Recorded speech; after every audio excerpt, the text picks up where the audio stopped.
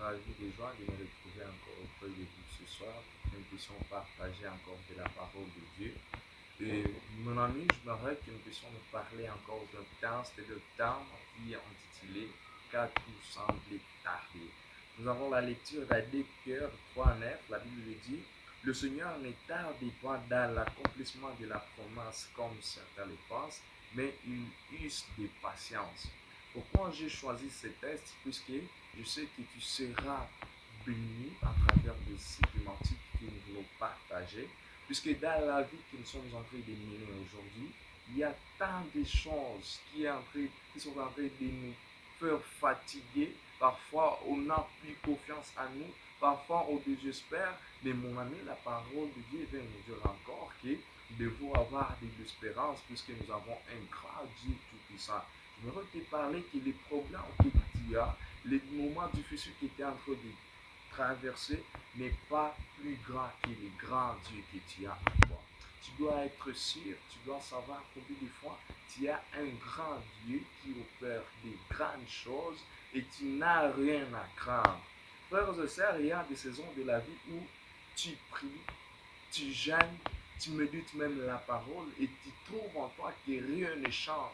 Les moments sont toujours difficiles et c'est à ces moments-là que tu désespères. Oh, c'est normal que ça puisse arriver. Oui, c'est la vie. Mais lorsque tu es en train de faire toutes ces choses-là, en toi, tu dois savoir qu'il y a une grande destinée que Dieu est en train de préparer dans ta vie. C'est quelque chose qui se fait. Tu peux te demander, mais pourquoi ça m'arrive? Mais demande-toi au sujet de Job. C'était arrivé lorsque c'était la volonté de Dieu. Dieu, il est en train de questionner à Satan. T'as vu mon serviteur Job? Oh, imaginez, Dieu demande à Satan, t'as vu mon serviteur Job? Et Satan lui est en train de dire, Job, il est heureux puisque tu lui as béni avec tant de choses. Et il fallait que Jésus soit fier de Job en disant que c'est pas à dire que parce que j'ai béni Job avec tant de choses, c'est maintenant qu'il me fait confiance ou c'est pourquoi il est heureux en moi. Mais Jésus a prouvé à Satan le contraire. Et puis Jésus dit à Satan, va tenter mon serviteur Job, mais ne lui ôte pas la vie. Oh, ce qui compte pour toi, c'est seulement la vie. Tant qu'il y a la vie, il faut avoir de l'espoir. Tant qu'il y a la vie, tu as encore le moment de respirer. Espérer encore, puisque tu as un grand Dieu. Et c'est que Satan est parti faire ce job. Il avait 7000 brebis. Et puis du coup, on attend, non, 7000 brebis mortes. Et puis demi, on attend non, les enfants morts. Et puis Job pour eux se demandait pourquoi ça, pourquoi moi. Mais j'aime l'Éternel puisque lorsque l'Éternel Dieu est en train de nous former, de nous préparer, il nous prépare dans des moments difficiles.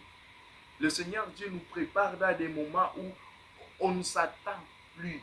Mais là, c'est là que l'Éternel Dieu est en train de nous tailler. C'est là que l'Éternel Dieu est en train de nous façonner à une grande destinée qu'il a prévue pour nous. Je vais te parler de quelques 3 points avant que nous puissions nous laisser. Premièrement, tu dois savoir que Dieu ne tarde pas. Je répète, Dieu ne tarde pas, mais il prépare. La Bible le dit dans 2 Pierre chapitre 3. Le Seigneur ne tarde pas dans l'accomplissement de la promesse, mais certains le pensent. Mais il use de patience envers vous. Dieu ne fonctionne pas selon l'horloge d'un humain. Quand Dieu ne fonctionne pas selon nos consentiments, Dieu ne fonctionne pas selon ce que nous pensons. Mais Dieu fonctionne à son temps. Oh, quand nous croyons que Dieu tarde, ce n'est pas le cas. Dieu, lui, il sait ce qu'il est en train de faire avec nous. Dieu, lui, il sait à quelle destination il est en train de nous amener. Mais le problème avec nous, nous croyons le contraire. Nous croyons que ça tarde, mais Dieu a son temps merveilleux où il fait accomplir les choses. Il y a des moments où tu pries quelque chose qui est au-delà de toi. Et puis, pour que Dieu te donne cette chose, il faut qu'il puisse commencer à te tailler, afin que tu sois à mesure de tailler la chose là. Oh, Je prie que Dieu te donne ce cœur de patience lorsque les choses semblent ne pas aller, que tu sois vraiment conscient que tu as un grand Dieu et que tu continues à espérer encore. Que l'Éternel te fortifie encore dans ta marche. Alléluia. Joseph, il a reçu tant de promesses.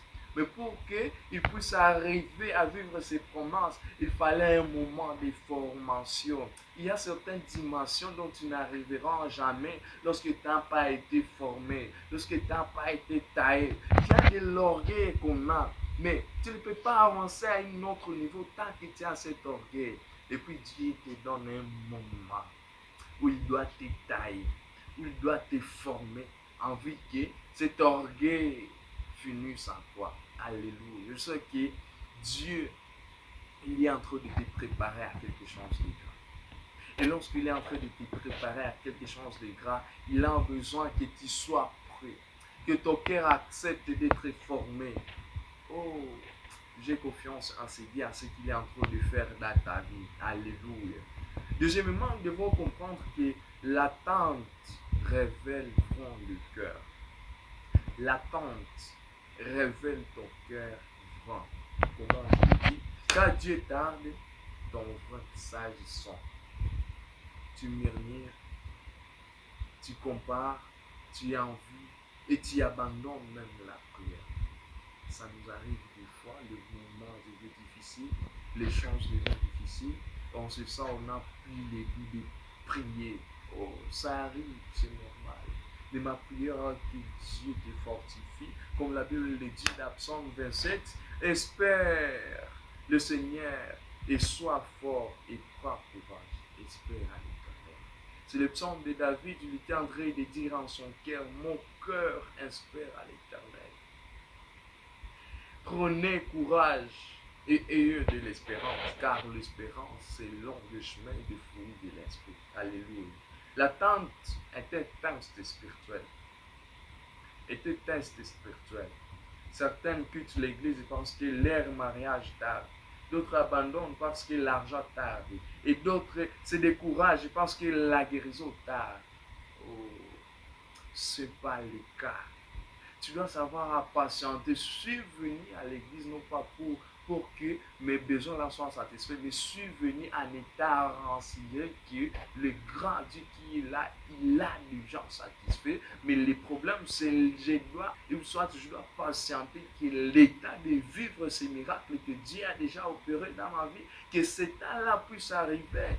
Il y a certains miracles que Dieu ne peut pas t'accorder tant qu'il sait que ton cœur n'est pas prêt à supporter la charge. Oh, il y a un prix à payer à chaque chose. Et le prix à payer, c'est accepter d'être formé. Et lorsque Dieu il te forme, il ne te forme pas dans la grâce. Dieu il ne te forme pas dans l'aisance. Mais Dieu, lorsqu'il te forme par des moments difficiles, par des moments pénibles, par des moments difficiles à parler même. Mais c'est là que Dieu est en train de trouver un serviteur qui va lui servir. C'est par là que Dieu est en train de trouver un serviteur qui va cartonner, un serviteur qui va prêcher l'évangile, un serviteur qui va vivre l'évangile. Là, dans les moments difficiles, là, dans la boue. J'aime l'Éternel puisque lui, lorsqu'il t'a choisi, il te fait quitter du plus bas et il te lève à haut. Oh, il te fait quitter du prisonnier et il te donne un moment d'être ministre. Oh, que l'Éternel Dieu t'accorde ces moments. Que l'Éternel Dieu te donne la chance de vivre ces miracles. Que l'Éternel Dieu t'accorde cette occasion de comprendre à toi. Il y a un grand Dieu dans les ciels. Alléluia. Les dangers, parfois nous cherchons des raccourcis. Ça devient difficile et nous cherchons des raccourcis. Ma prière est que Dieu te fortifie. Que Dieu te donne encore cette sagesse de comprendre combien de fois tu dépends de lui. Tu ne dépends pas des paroles que les gens peuvent parler sur ta vie, mais tu dépends de la parole que Dieu a promis ou que Dieu a prononcée sur ta vie. Sois béni au nom puissant de Jésus. Amen.